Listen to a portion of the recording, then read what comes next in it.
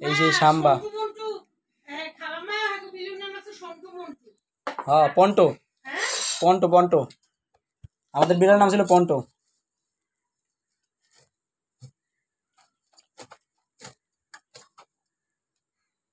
ওর মাথার ক্যাপটা খুলে দিলে এখন হয়তো মনে হয় ক্যাপের জন্য খাইতে পারতেছে না ঠিক মতো।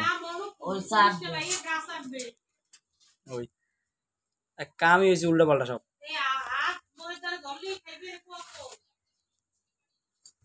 নে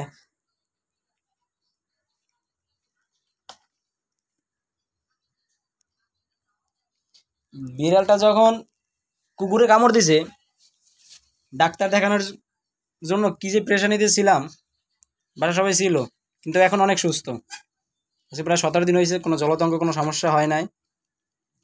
শরীরের চিহ্নগুলাও আছে এখন, এই যে এই একটা, এইখানে একটা আছে, ওই পাশে একটা আছে, এই রানে একটা। নে আমরা যে ওরে নিয়ে এই যে দৌড়দৌড়ি করতেছে, আমাদেরও ইঞ্জেকশন দেওয়া লাগছে।